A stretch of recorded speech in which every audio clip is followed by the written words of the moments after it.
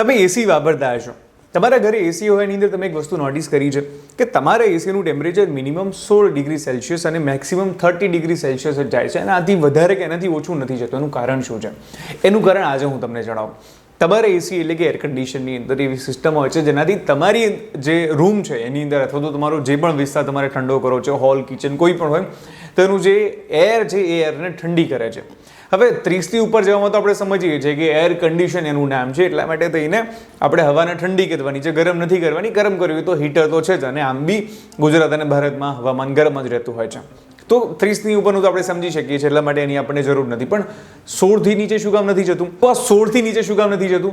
16થી નીચે ન જવા માટેનું એક કારણ છે, એ છે એસીની અંદર એક ઇવેપોરેટર હોય છે. એ ઇવેપોરેટરનું જો ટેમ્પરેચર 16થી નીચે જાય તો એમાં બરફ જામી જાય.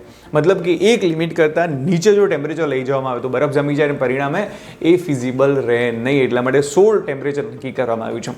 હવે જો તમારા ઘરે એસી હોય તો એક તમને મસ્ત વસ્તુ કહું છું, ધ્યાન રાખજો. તમારા ઘરે જો તમારે એસીનું લાઇટ બિલ ઓછું લાવવું હોય તો શું કરવાનું? પહેલું તો 5 સ્ટાર એસી લેવાનું, એનાથી ઓછા યુનિટ કન્ઝમ્પશન થશે. બીજી વસ્તુ શું છે?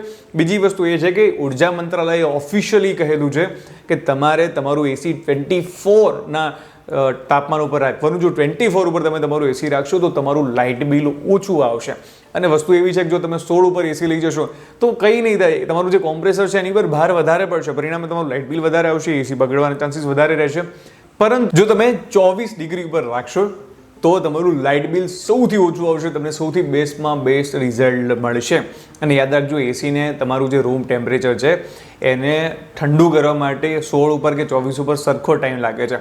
16 ઉપર શું થાય છે? એ ટેમ્પરેચર 16 ઉપર મેન્ટેન થઈ રહ્યા છે. મતલબ ગરમી વખતે તો કદાચ માની લો કે 30-32નું ટેમ્પરેચર હતું, પછી 16 ઉપર લઈ જવામાં અને 24 ઉપર લઈ જવામાં તમને ખબર હોય તો ટાઈમ લાગતો હોય, ઠીક છે.